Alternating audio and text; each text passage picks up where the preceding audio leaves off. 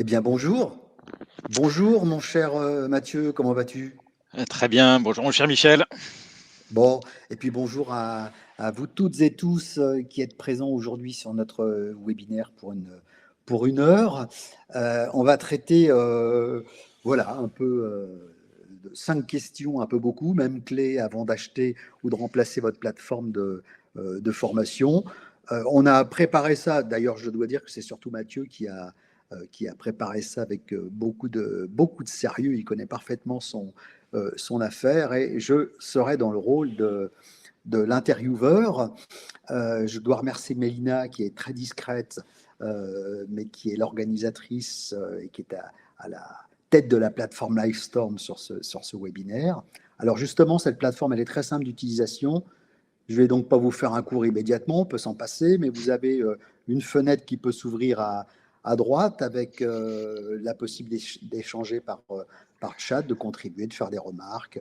Vous avez aussi un onglet questions, mais au fond, les questions, vous pouvez aussi les poser via le chat si ça vous convient, aucun problème. On a prévu deux sondages pour se mettre en forme et créer un peu d'interactivité supplémentaires pendant le webinaire. Et puis, alors, la plateforme Livestorm, elle a cet intérêt qu'elle vous permet d'échanger finalement de façon transversale, indépendamment de Mathieu et de moi. Donc, n'hésitez pas, encore une fois, à enrichir notre webinaire. Bien, donc, j'ai quand même oublié, Mathieu, dans ces slides, tu as oublié de te présenter. C'est grande modestie de ta part, mais quand même, est-ce que tu pourrais nous dire qui tu es et est-ce que tu pourrais dire, présenter aussi rapidement Expertime? Entendu. Bah, écoute, titre personnel, moi je suis un passionné du monde du digital learning depuis 99 et donc directeur du développement d'Expertime et associé de la structure. Alors Expertime, un acteur qui est concentré autour du développement des organisations apprenantes au travers de plateformes de développement de compétences. Voilà, un rôle d'éditeur français expérimenté sur le marché. Alors, je pense que vous allez découvrir dans ce webinaire que, même si c'est pas ça l'objet, l'étendue de l'offre d'Expertime qui, pour moi, en tant qu'analyste, présente cette caractéristique d'avoir une part de voix, c'est-à-dire une notoriété qui est insuffisante par rapport à sa part de marché, puisque c'est une entreprise qui est présente dans beaucoup de grands comptes et qui fait depuis très longtemps de beaux projets, mais qui parfois est un peu discrète, je dirais, sur sa communication. Donc on espère là que ce webinaire va permettre d'améliorer les choses. Et vous avez notre agenda sous les yeux. On va essayer de répondre au fond, c'est un peu notre cahier des charges, aux 5 questions qui sont là, c'est-à-dire les attentes par rapport à une plateforme de formation. Est-ce que la plateforme miracle qui sera capable de tout faire, y compris servir le café le matin quand on arrive, existe? Bon, Mathieu nous donnera son avis là-dessus. J'hésiterai pas aussi à donner le mien parce que je connais un peu ces questions. Euh, Parle-t-on d'écosystème digital de formation? En quoi consiste-t-il? Et puis, est-ce qu'il a fortement évolué avec la crise sanitaire et la distanciation sociale qu'elle a eu pour conséquence? Et puis, on essaiera de donner quelques bonnes pratiques pour démarrer l'appel d'offres, si tant est que parmi vous, certains ont un projet pour l'année 2022 de changer de plateforme ou d'acheter leur première plateforme. Et je propose et je demande à Mélina de lancer le premier sondage, voilà, pour se mettre en forme. Alors, allons-y, là, on va peut-être... Eh bien, c'est parfait. Justement, puisqu'on parlait de crise sanitaire, quel effet la crise sanitaire a eu sur le digital learning dans votre entreprise? Vous pouvez choisir parmi les quatre réponses. Nous avons démarré dans le digital learning pendant la crise. Le digital learning est en cours de généralisation dans notre entreprise. Le blended learning s'est fortement diversifié. La crise n'a eu aucun effet. Et donc, comme je veux voir les réponses de mon côté, je vais voter. Alors, où est-ce qu'on en est? c'est intéressant. Pour l'instant, il n'y a que 14 votes, mais je pense que les votes vont continuer de grimper.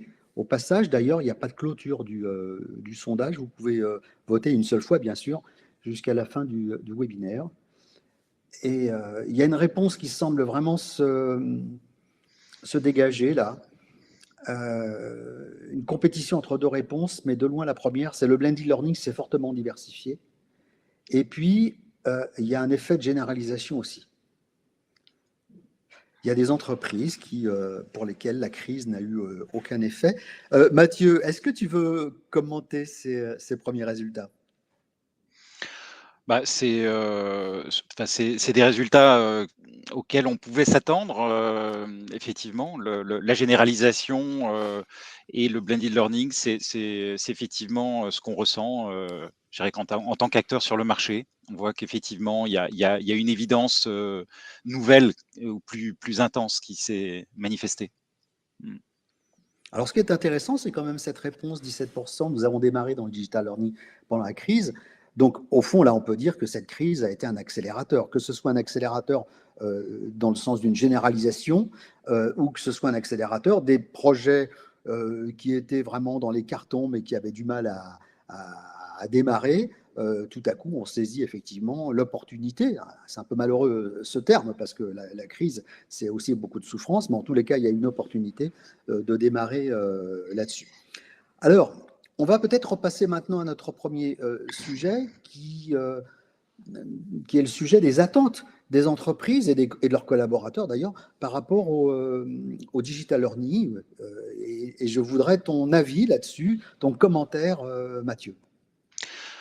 Bah, c'est quelque chose qu'effectivement que je vois très fort. On a notamment les Anglo-Saxons sont très très axés là-dessus, et je pense que c'est en train de grimper chez nous, c'est-à-dire l'attention aux clients internes, les clients internes avec les facilitations de solutions digitales vont de plus en plus vite. Ils veulent avoir des réponses rapides, et ça suppose effectivement que les équipes L&D soient très en proximité de ces clients internes pour être capables au maximum d'anticiper sur les besoins, et puis de savoir quelles sont les bonnes réponses que finalement les solutions dont elles s'occupent doivent apporter. Donc effectivement, les enjeux d'impact business, d'impact sur le personnel, ça a toujours été le cas. Je dirais les logiques d'engagement, j'évoquais l'organisation apprenante tout à l'heure,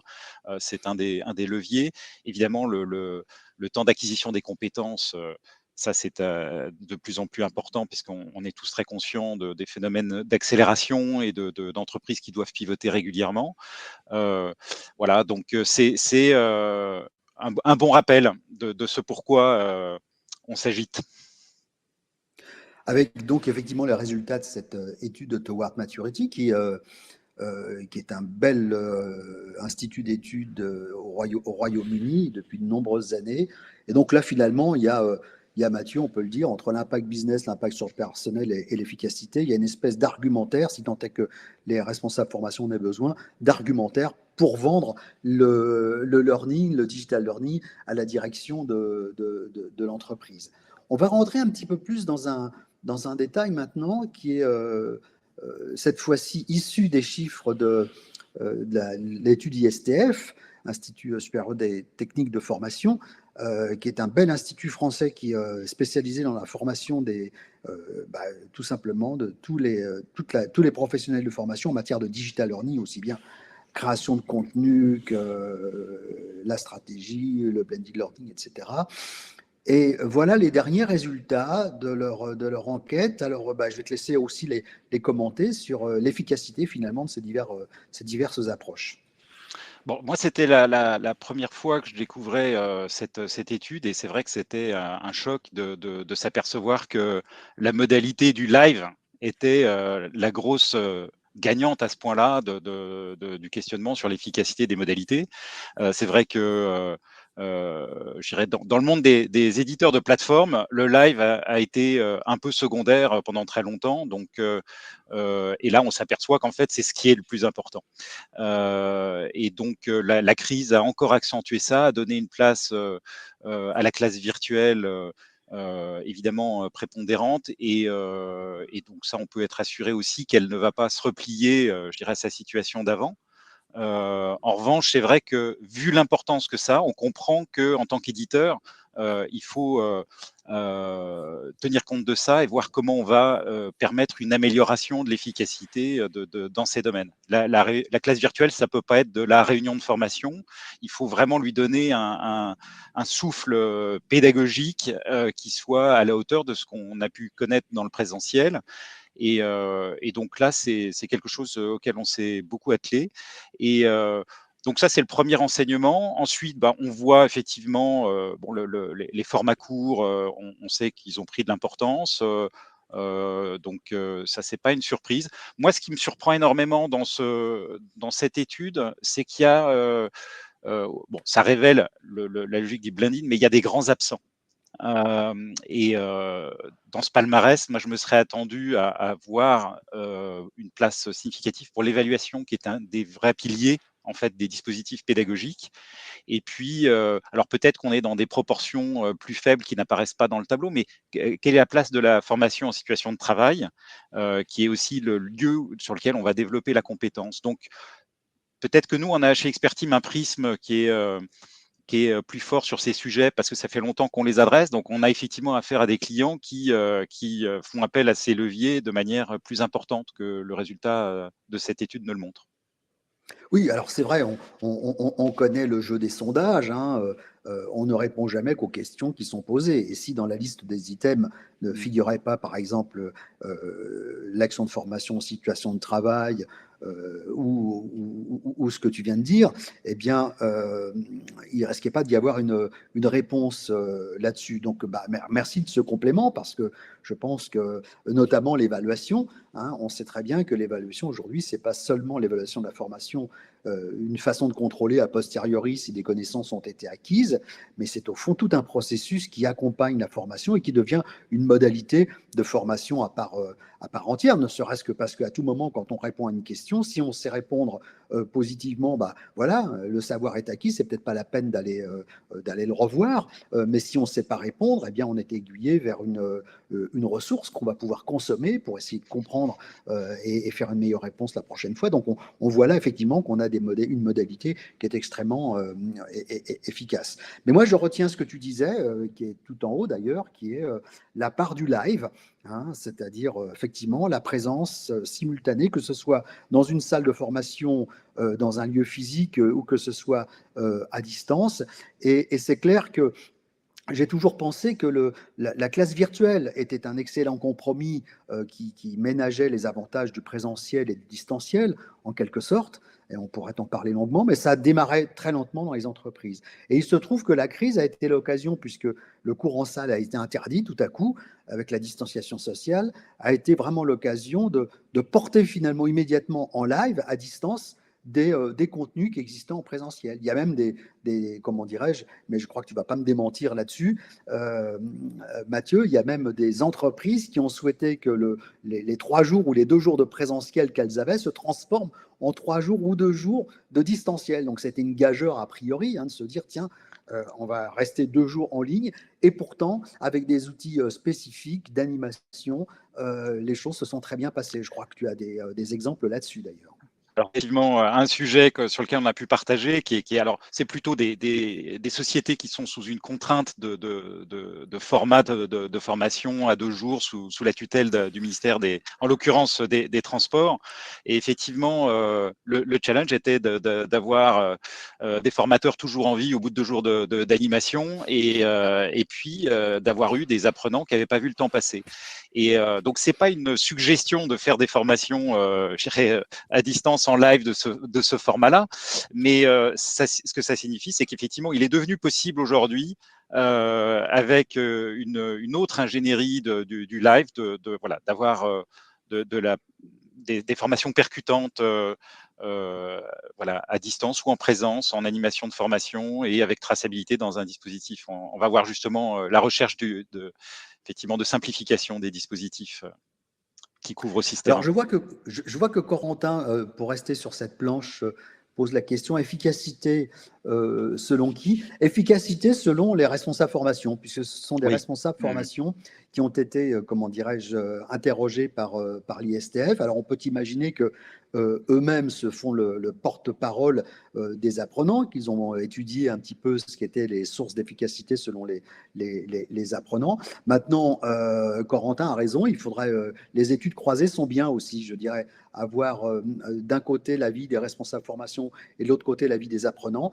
c'est pas mal parce que parfois il peut y avoir des écarts et ces écarts sont toujours des leçons pour les professionnels de formation. On va avancer, un petit peu sur eh bien, cette décennie que tu qualifies comme étant une décennie de créativité. Là, on entre un peu effectivement dans la notion d'écosystème digital de formation. Mathieu, j'aimerais que tu nous commandes ce qu'on a sous les yeux. Bah, on est clairement sur un sujet qui a gagné beaucoup en importance. On est vraiment sur un sujet qui du coup, a beaucoup de créativité pour, adresser en fait, des sujets de perfectionnement sur plein de dimensions et c'est des perfectionnements qui se sont plutôt, aussi réalisés via l'émergence de nouvelles familles. C'est un peu comme le mercure, hein, plus on tape dessus, plus il y en a. Et donc, je dirais la solution, je dirais historique de pilotage de la formation qu'est le LMS s'est vue complétée par des CMS pour avoir des portails plus attrayants. S'est vu aussi proposer des alternatives ou des compléments avec les Learning Experience Platform. Qui visait plus l'engagement, une meilleure qualité d'engagement de l'apprenant, je dirais, versus une qualité de pilotage. Après ça, on a fait levier sur le mobile et on en a fait un vrai cœur de métier avec les micro mobile learning platforms et je dirais, cette émergence des apprentissages en temps très court. On est en train de voir émerger une nouvelle famille qui s'adresse plus au développement des compétences sur le terrain, donc plutôt des plateformes de coaching. Dans le monde des outils auteurs, bah, on avait, je dirais, la famille des outils auteurs installés sur un desktop, et puis on a vu apparaître des familles plutôt collaboratives, online, sur la création de modules e-learning ou sur l'évaluation, les assessment platforms. Et puis ensuite, bah, sur les virtual classrooms, on a vu se compléter avec l'équivalent plutôt d'animation du présentiel, donc les training animation tools avec un acteur que tout le monde connaît qui est Klaxoon, qui a quasiment inventé cette catégorie pour revisiter le présentiel de manière plus interactive. Et puis, bah, Expertime a été un acteur là d'une évolution avec les live training platforms qui combinent finalement les virtual classrooms et les training animation tools sur une solution unique. Et puis, on a la permanence des training management systems pour administrer la formation, des CRH. Et puis, on a vu apparaître les Learning Record Store qui visent à être une base de données de toutes les activités pédagogiques et potentiellement au-delà pour faire des corrélations, pour aller tracer autre chose que le suivi d'un module. Donc effectivement, éclatement horizontal de l'offre, exploration de tas de nouvelles manières d'exceller sur diverses dimensions. Alors évidemment, le constat que tu fais traduit quoi? Bon, traduit d'une part la créativité des offreurs, hein, la créativité des éditeurs qui imaginent des solutions pour couvrir finalement, répondre à des niches de besoins.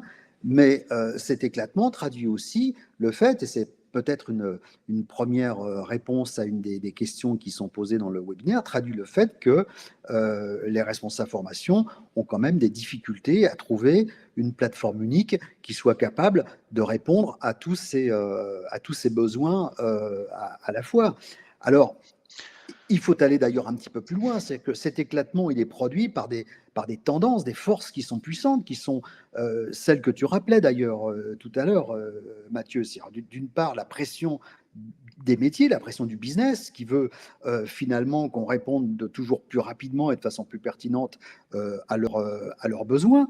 Ça suppose, comment dirais-je, déjà un profil de technologie. Il y a évidemment les usages, c'est-à-dire que les collaborateurs eux-mêmes amenés à utiliser leur smartphone, leur laptop avec souvent des services web de très grande qualité, l'utilisation des réseaux sociaux, etc.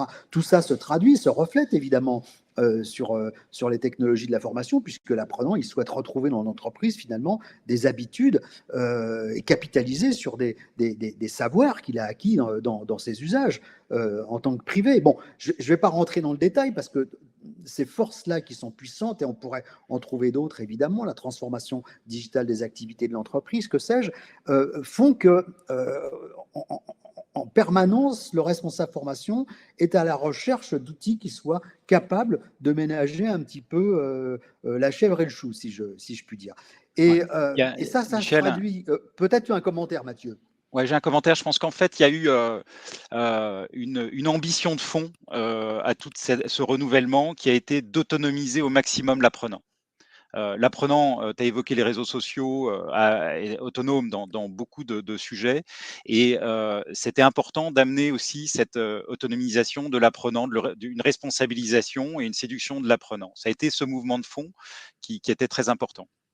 Je pense que c'est un mouvement qui atteint aujourd'hui sa maturité et qui va donner lieu maintenant à une autre étape, je pense, qu'on va pouvoir évoquer ça. Alors, tu fais bien d'apporter ce complément, ce point de vue, parce que c'est vrai que, n'oublions pas une chose, c'est que dans le présentiel, on est captif en tant qu'apprenant dans la salle de formation. On est là pendant un jour, 2 jours, 3 jours.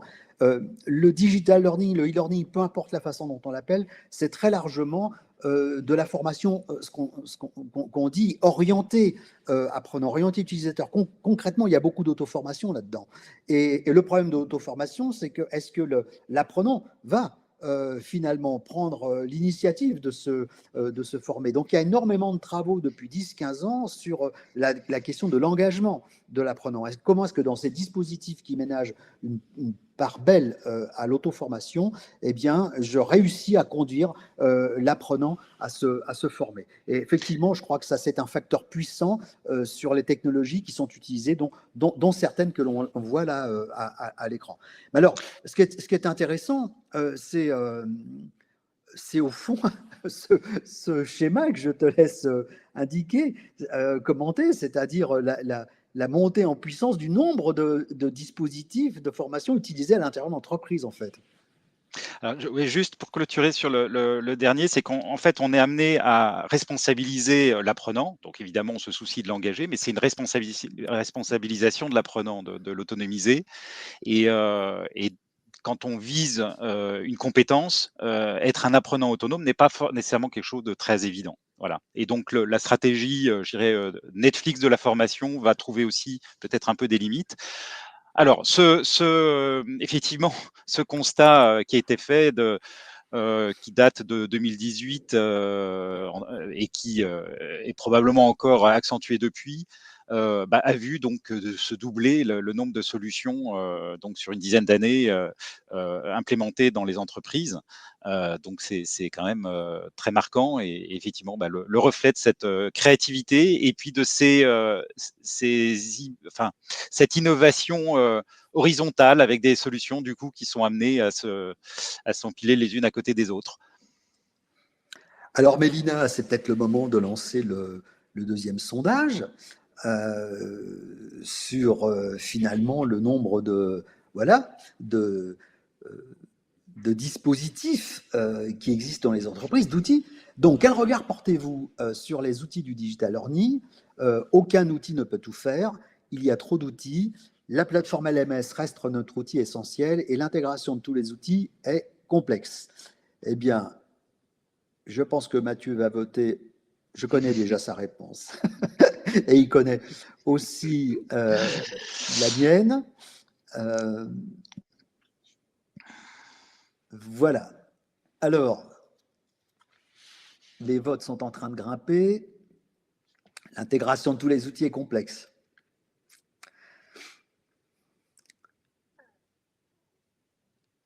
Bien, on a déjà des tendances. Mathieu, je te laisse commenter le sondage. Moi, je suis content parce que je fais partie des 44%. Je trahis mon vote, même des Ouais. 46%, en disant que l'intégration de tous les outils est complexe. À toi. Bah, ce que commente également cette étude, c'est que tout ça se fait dans un contexte de budget qui est relativement similaire. Donc effectivement, la complexité, elle est peut-être aussi, elle est liée au nombre d'outils et puis elle va être liée effectivement aux moyens dont on dispose pour bien faire les choses et finalement dépenser pas uniquement pour posséder des nouveaux outils, mais pour faire des intégrations adéquates Je pense que la question, la et des réponse formations. majoritaire, l'intégration de tous les Mmh. outils est complexe. Très clairement, il y a une prise de conscience des responsables formation de la nécessité de développer des compétences technologiques là où on pensait pouvoir encore s'en passer il y a quelques années. C'est-à-dire que la compétence technologique, la capacité à identifier toutes les briques qui existent sur le marché, à savoir quelles sont leurs possibilités, mais aussi leurs limites. Et puis surtout, alors il ne s'agit pas seulement de choisir les briques qu'on va utiliser, mais après de les intégrer. Eh bien, je pense qu'il y a là tout un corpus de savoir-faire, de compétences qui sont devenues nécessaires dans les directions learning and development. Je pense que Bah, tu ne me contrediras pas là-dessus, bah, Mathieu. c'est un challenge monumental. Tu imagines que les équipes Learning and Development doivent développer la compétence d'usage et d'administration d'une foule d'outils. Ça devient, enfin, avec un volume pareil, ça paraît assez hors de portée, en fait. Et puis ensuite, si on n'est pas capable de faire une fédération de ces outils, on a un miroir brisé pour l'apprenant qui est une façon de le perdre et de pas de donner une vision globale de son évolution et de ses challenges en matière de compétences. Alors, est-ce que, malgré tout ça, tu as une bonne nouvelle à annoncer? Est-ce que, par Ah, c'est pas exemple, moi qui l'annonce, hein, puisque là, c'est un des grands analystes du marché. c'est Ouais. Mmh, voilà, c'est mon ami Jos mmh, Versine ouais. euh, qui, euh, qui parle de plateformes intégrées qui sont en train d'arriver. Est-ce que ça, c'est une bonne nouvelle? Qu'est-ce que tu en penses de cette proposition? Bah, j'en pense qu'en fait, ça me paraît être en tout cas souhaitable. Après ça, il faut regarder un petit peu en dessous de cette affirmation et voir de quoi on parle, parce il y a pas qu'une seule stratégie dans l'idée de plateforme intégrée. En tout cas, sur le marché. Moi, je sais qu'en tant que spécialiste du learning, je suis en compétition avec des acteurs qui sont plutôt des spécialistes aussi des SIRH. Donc, il y a l'intégration, ça peut être deux voies différentes. Il y a une voie qui me plaît moins que l'autre. Oui, et puis en fait, je pense que dans ce que je s'appelle une plateforme intégrée, il inclut aussi peut-être la notion de contenu. C'est-à-dire qu'on a vu se développer beaucoup ces marketplaces, aujourd'hui les éditeurs de plateformes LMS, mais je pense que Expertime aussi a été sur cette voie-là à un moment donné, ont souhaité finalement enrichir leur plateforme de contenu qui soit prêt à l'emploi, tout simplement parce qu'une entreprise qui va acquérir une plateforme comme Expertime, bon, très bien, mais si elle n'a pas de contenu à mettre immédiatement dessus, c'est un peu comme si on avait une carrosserie, pas de moteur, ou un moteur et pas de carrosserie. Bref, il faut de toute façon des contenus. Et c'est vrai que des collaborations ont été passées entre les éditeurs de plateformes et des Mm. éditeurs de contenu. Et cette démarche de type marketplace, finalement, s'est beaucoup développée ces dernières années. Je pense que dans l'idée de Jos Versine, il y a aussi cela, c'est-à-dire une Mhm. plateforme qui intègre aussi nativement un certain nombre de contenus dans des partenariats qui ont été passés. Et peut-être est-ce qu'il y a de ça aussi. Et qu'en est-il d'Expertine d'ailleurs sur cette dimension, Mathieu? Alors, c'est une bonne question à me poser maintenant. Ça a été un sujet un peu serpent de mer chez nous. En fait, on a voulu s'en occuper très tôt. Je pense, il y a 6, 7 ans, on a fait des efforts pour avancer. Et puis, on s'est aperçu à l'époque que c'était assez complexe parce que finalement, les éditeurs étaient peut-être pas prêts et puis peut-être que nous non plus, on n'était pas complètement prêts.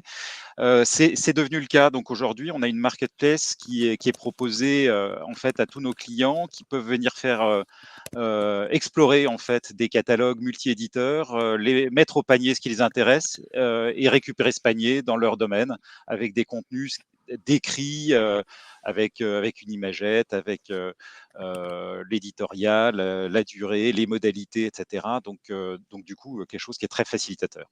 Ouais. Et c'est tout à fait utile. Ouais. Alors, pour poursuivre sur cette notion de plateforme intégrée, Thierry nous dit, mais qu'entendez-vous par plateforme intégrée? Il a posé cette question avant qu'on développe un petit peu là-dessus, Mmh. mais je pense qu'on peut lui répondre de façon encore un petit peu plus avancée à travers ce que tu as appelé le visage de cette plateforme intégrée. Donc, je te laisse là aussi commenter cette planche.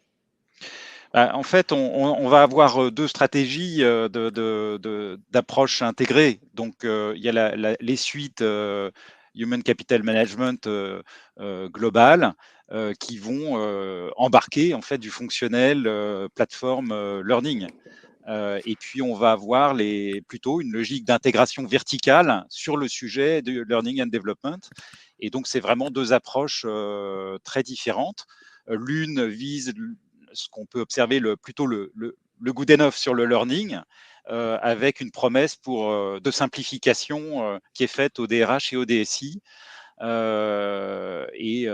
C'est généralement à ce niveau-là que c'est vendu. Et puis, l'approche verticale qui va en tout cas faire une promesse de performance supérieure sur le sujet du développement des compétences, avec pour le coup un écosystème qui se veut simplifié sur ce domaine-là. La grande question, renvoie à qu'est-ce qu'on attend du dispositif en fait. Et donc du dispositif et de l'écosystème de développement de compétences, qu'est-ce qu'on en attend? Quel est l'enjeu? Quel est le niveau de l'enjeu? Quelle est son importance? Donc, je pense que la réponse à cette question nous amène aussi à faire un choix de stratégie. Est-ce que ce sujet est suffisamment important? Enfin, est-ce que le good enough est suffisant sur un sujet de cette importance? Voilà. Et donc là, je pense que c'est la responsabilité aussi des équipes L&D bah, voilà, de savoir comment elles positionnent ce sujet dans l'entreprise et de dialoguer avec effectivement les clients internes et la direction sur l'importance de ce sujet. Alors, je vois que comment dirais-je, notre exposé ne convainc pas Hervé qui dit désolé, incompréhensible pour moi, viser un vertical intégré. Est-ce bien une simplification, écosystème vertical intégré, Goodenough or bad enough? Bon, on va essayer, parce que là, on touche quelque chose d'important. Parce que très concrètement, euh, dans les entreprises que je conseille, il m'est arrivé souvent, ce sont en général des ETI ou de grandes entreprises, euh, de me trouver dans la situation où le responsable formation a lancé un appel d'offres pour acquérir une plateforme LMS, par exemple, une plateforme de formation, peu importe, un outil digital de formation. Et il s'aperçoit qu'au même moment, finalement, la DRH a lancé un appel d'offres pour acquérir un outil de gestion des talents. Bon. Et il se trouve que parfois, il y a confusion entre les deux parce qu'il y a des plateformes de gestion des talents intégrées qui intègrent la formation, hein, donc le learning, la gestion de la performance, la gestion de la mobilité, des recrutements, etc. Finalement, ces deux services, la DRH et la formation, découvrent à un moment donné qu'ils travaillent complètement en silo et que chacun a lancé son appel d'offres de son côté sans chercher à mutualiser, etc. Donc, il y a évidemment une espèce de tendance, une volonté de dire mais mutualisons, essayons de trouver un outil qui soit capable de gérer la totalité. Hein. C'est finalement ces talent management systems ou ces plateformes intégrant RH et formation. Bon, et puis il y a une autre option qui, à mon avis, est très loin d'être négligeable, et c'est que plus on essaye de solidariser des processus, RH plus formation, plus on complexifie le projet, plus on l'alourdit, plus la gouvernance devient extrêmement délicate à traiter, et du coup, les projets prennent très souvent du retard. Et on finit d'ailleurs dans ces gros projets par complètement oublier finalement pourquoi on voulait une plateforme LMS au départ, ou une plateforme de formation. Et en particulier, on oublie qu'on sert des clients qui sont des clients internes, le business, qui lui a besoin que la formation délivre très rapidement des solutions pour aider, pour supporter la performance opérationnelle au jour le jour. Alors qu'effectivement, quand on parle de talent management system, on est un peu plus dans une notion de développement du capital humain à plus ou moins long terme. Donc les rythmes, les synchronisations ne sont pas faciles à faire. Donc je crois qu'il là, il y a une vraie problématique. Pour ce qui me concerne, les projets que j'ai vus, les projets de formation que j'ai vus qui fonctionnent les mieux, les projets de plateforme, c'était des projets où clairement le responsable formation était maître d'ouvrage de son projet, était responsable de son périmètre. L'entreprise ne cherchait pas à mutualiser à outrance, et il y avait des délais qui étaient fixés et des projets de formation qui devaient être délivrés auprès des collaborateurs, auprès des métiers, qui étaient vraiment sous pression. Et là, en général, on arrivait à délivrer dans 3 à 6 mois, alors que j'ai vu des projets s'ensabler lorsqu'il y avait une trop grande solidarisation de tas de processus. Je ne sais pas quel est ton commentaire là-dessus, on passera à la suite, Mathieu, Oh mais ben, peut-être en fait, tu as il un est mot à très dire. clair, hein, c'est que je pense qu'on est sur un sujet qui est raffiné. C'est-à-dire que le learning suppose un engagement de la personne dans son développement. C'est pas juste un sujet d'acquisition de connaissances. Et effectivement, pour arriver à destination, c'est de la route de montagne, quoi. Il y a pas d'autoroute. Si on prend un autobus, ça va coincer dans les virages. Et si on est sur des solutions trop globales, c'est un peu la difficulté qu'on va avoir. Donc Oui, du coup, d'ailleurs, effectivement, on pourrait. on fait le focus là sur le domaine du learning. Si on ne prend que le domaine de ce domaine-là en tant que tel, et en oubliant les autres processus RH qui sont nourris par la formation, je parlais du recrutement, du onboarding, de la gestion de la performance, etc. Rien que le focus sur le learning montre à travers ce schéma que tu as produit qu'on a affaire à quelque chose d'extrêmement sophistiqué déjà. C'est clair. Donc, effectivement, il faut conjuguer, je dirais les stratégies d'accompagnement, d'apprenants accompagnés, pardon. Donc ça, c'est un peu toute l'orchestration, de la montée en compétences, et qui doit savoir mobiliser des acteurs que sont, pas uniquement les tuteurs, mais aussi les managers. Et puis, de l'autre côté, développer des comportements apprenants, autonomes. Donc là, effectivement, tu évoquais les marketplaces, donc on est sur du profiling, on peut être sur, des logiques aussi de mini-sites qui vont supporter des projets, spécifiques à l'entreprise, des projets de transformation. Donc ça, c'est s'adapter à un environnement. Donc on comprend un peu la souplesse qu'il faut pour ça. On le voit chez des organisations apprenantes comme Leroy Merlin, comment effectivement sur le portail de formation, finalement, il y a des mini-sites qui sont dédiés aux directeurs de magasins, qui sont dédiés à porter les valeurs et les comportements associés à ces valeurs de l'entreprise, qui sont dédiés à des retours de learning expédition. Euh, voilà, c'est très raffiné comme je dirais, type d'environnement potentiellement. Aussi, engager l'apprenant sur ses gaps de compétences et les possibilités de remédiation. Euh, et puis, tout ça en faisant de la formation réellement blended. Alors, on avait évoqué l'absence tout à l'heure du sujet de l'évaluation, qui est complètement clé dans le succès de tout ça, à la fois en termes de mobilisation de l'apprenant, et puis en termes de crédibilité de toutes les validations de compétences qu'on va être capable de faire. Donc, les évaluations formatives, sommatives, des évaluations 360. Et puis, effectivement, conjuguer le macro-learning, c'est-à-dire le temps long, et le micro-learning, qui peut aujourd'hui être adaptatif parce que c'est une stratégie pédagogique extrêmement puissante. Je conseille à tout le monde la lecture d'un livre qui s'appelle Make It Stick, qui est un ouvrage qui étudie les stratégies pédagogiques, et qui évoque l'intérêt et la puissance de feu de cette approche-là. Et puis de l'autre côté, bah, le coaching terrain, le test and learn, c'est comment est-ce que finalement, parce que si on fait tout ça, c'est au final, c'est pas pour acquérir de la connaissance, c'est pour acquérir de la compétence. Et la compétence, elle se constitue sur le terrain.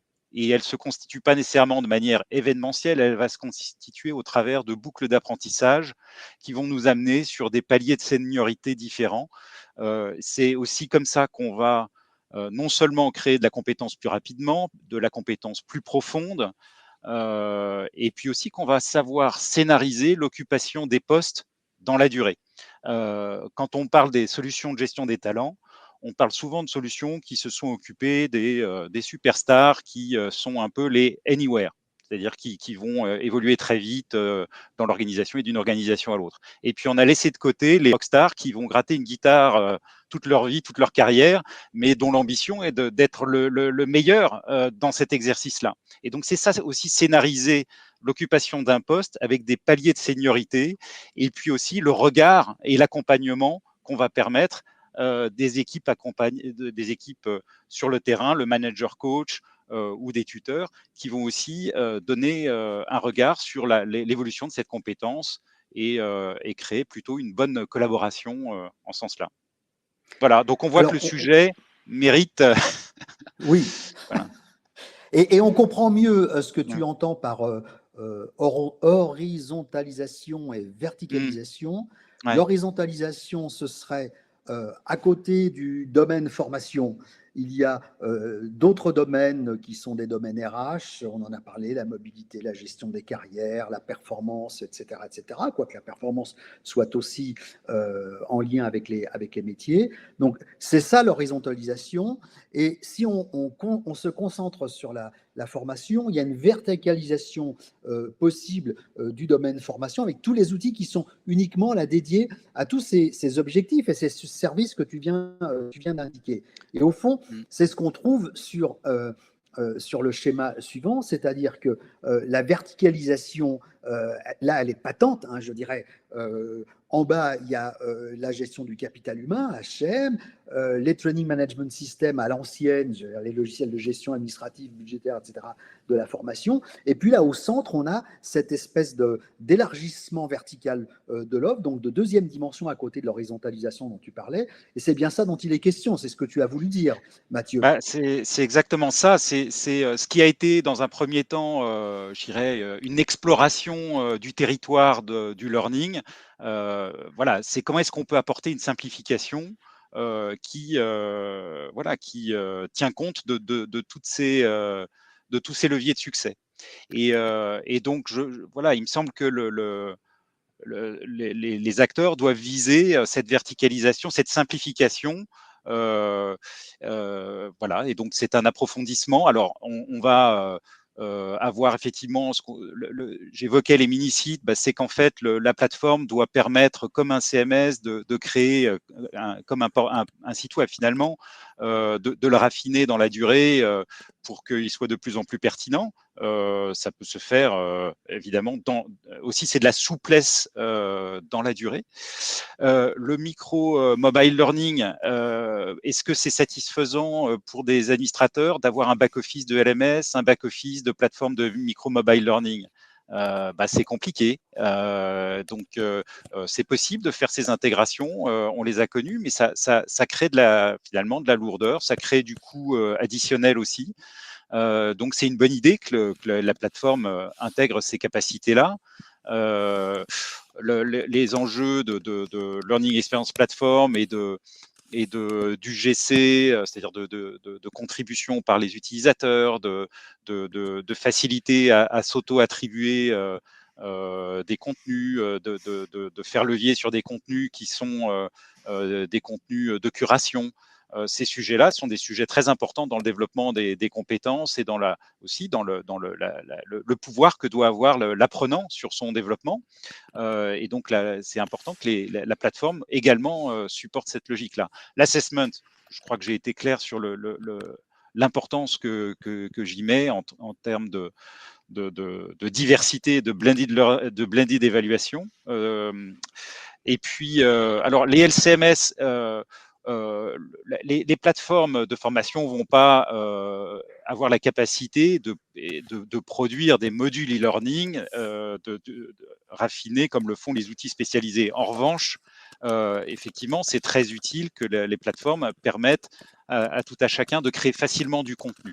Voilà. Et donc, c'est cette dimension-là qui doit être présente dans la plateforme. Sans oublier les enjeux d'interopérabilité, parce que c'est bien de créer du contenu, mais si on souhaite changer de plateforme, c'est dommage d'avoir perdu tout son patrimoine. Donc, il faut être attentif à ça.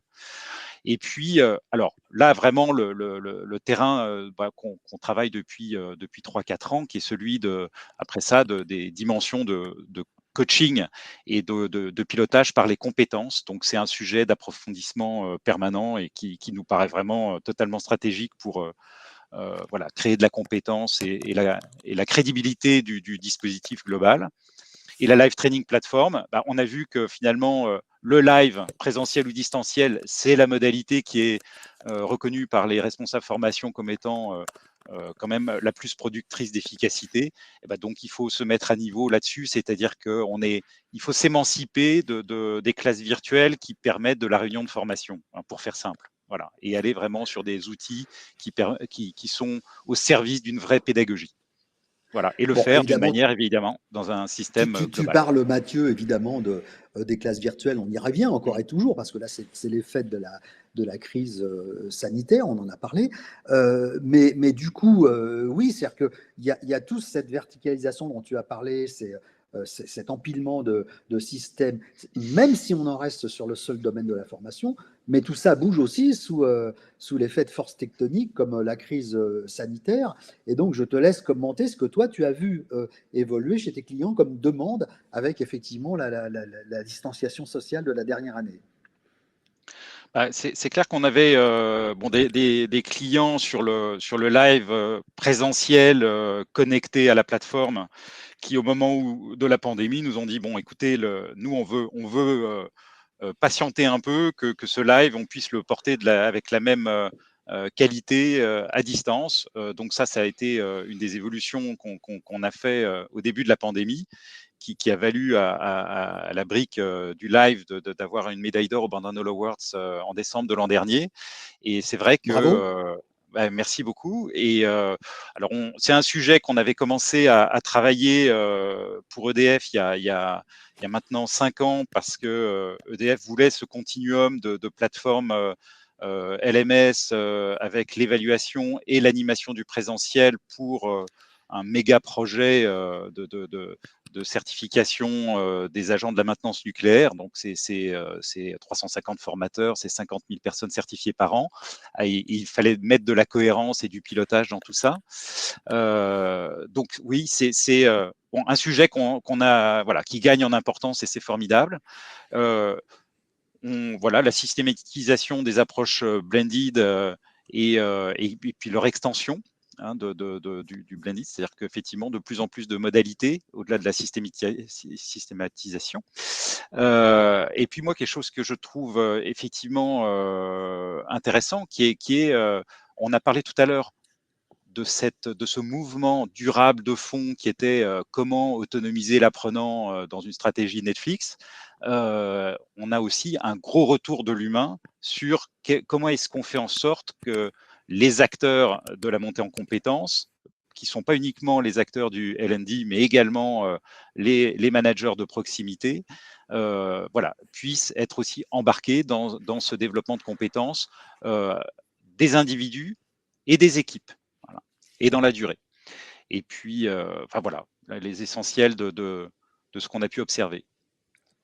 Et mine de rien, on a déjà répondu à 4 des questions de notre webinaire. Il nous reste à répondre à la cinquième question. C'est-à-dire, au fond, euh, alors, parlons un peu du contexte. C'est vrai que j'ai constaté, moi, depuis 1 an et demi, qu'un certain nombre de projets d'acquisition de plateformes avaient été gelés. Et c'est paradoxal en première analyse. Pourquoi ils sont gelés alors que d'un autre côté, on nous dit que le digital learning s'est généralisé. C'est vrai et c'est faux à la fois dans le sens où ce qui s'est généralisé, c'est l'accès à des catalogues de contenus sur étagère, notamment sur des thématiques du bien-être, du management à distance, de la formation sur les nouveaux environnements numériques, du télétravail, etc. Et donc, les entreprises ont investi là-dessus. Elles ont beaucoup investi aussi à partir de plateformes collaboratives comme Zoom, Teams, etc., qui deviennent progressivement un petit peu des plateformes de classe virtuelle, elles ont investi leur présentiel là-dessus, mais elles ont souvent laissé de côté des gros projets d'acquisition de plateformes, dans le sens où il y avait déjà beaucoup d'incertitudes. Les responsables formation n'allaient pas ajouter l'incertitude d'acquérir une plateforme, de se lancer dans un gros projet, alors même qu'il fallait déjà gérer cette incertitude de la pandémie. Mais c'est vrai que depuis quelques mois, on voit de nouveau les appels d'offres arriver et de façon accélérée. Donc la question qui se pose, c'est bien comment est-ce qu'on peut démarrer. Et moi, j'aimerais ton point de vue là-dessus, Mathieu, c'est-à-dire au fond, qu'est-ce que tu constates, toi, au moment où tu réponds où Expertime répond à un appel d'offres? Quelles sont les quelques bonnes pratiques que tu aimerais voir partagées par les clients de façon à ce qu'ils puissent réussir véritablement leur appel d'offres? Alors, évidemment, parmi ces bonnes pratiques, j'oublie le fait qu'il faille absolument te consulter parce que Expertime aura la meilleure offre du marché. Non, je parle de bonnes pratiques en général. J'aimerais ton avis là-dessus. Bah, alors, les appels d'offres sont là pour répondre à un besoin voilà, d'un temps T. Et je pense qu'il faut anticiper une évolution. C'est-à-dire qu'en fait, on vient d'exposer ce que c'est qu'un dispositif très complet voilà, qui va adresser le blended dans toutes ses dimensions. Bon, c'est très bien, mais il y a beaucoup de projets qui démarrent pas comme ça et qui ont besoin d'une approche beaucoup plus sobre en démarrage. Mais ce qui est important, c'est de ne pas se couper de l'évolutivité. Donc c'est le conseil essentiel que j'aurais envie de donner, c'est-à-dire que le projet, ce qu'il faut viser, c'est des étapes de maturité et donc anticiper dans la sélection ce qui va permettre ces étapes de maturité. Parce que c'est très lourd de faire des appels d'offres tous les 3 ans et de changer, de faire des migrations. Donc il faut mieux effectivement anticiper une possibilité, en tout cas, de relation à long terme, d'approfondissement, sachant que il faut à la fois être capable de répondre cette notion de lead with need, c'est-à-dire bien comprendre les enjeux des clients internes. Les équipes L&D peuvent être très conscientes que le Graal, c'est de développer une organisation apprenante. La direction générale de l'entreprise peut en être consciente ou pas. Donc et ça peut prendre un peu de temps. Donc l'autre conseil serait potentiellement aussi de partir d'un diagnostic qui permet aussi de donner du sens à ce qu'on va faire et un sens immédiat, un sens dans la durée. Donc nous, on a un partenariat avec Learning Futures qui en fait propose ce type de diagnostic sur la vision, sur l'organisation, la culture et le développement, qui est donc une vision un peu 360 des enjeux. Voilà, c'est les deux conseils que j'aurais envie de donner. Ben, écoute, moi je pense que ce sont évidemment de très bons conseils que je vais essayer aussi d'exprimer à ma manière. Moi, ce que je crois, c'est que euh, on ne peut pas tout faire tout de suite. Et donc, il faut choisir ses combats. Et je pense que un appel d'offres d'une plateforme de formation doit se justifier par la valeur que l'investissement va créer. Et cette valeur, c'est pas une valeur abstraite, c'est pas une valeur en long terme, c'est pas le diagnostic et ce que tu viens de dire sur le diagnostic est parfaitement valable, la vision, l'organisation, le management, etc.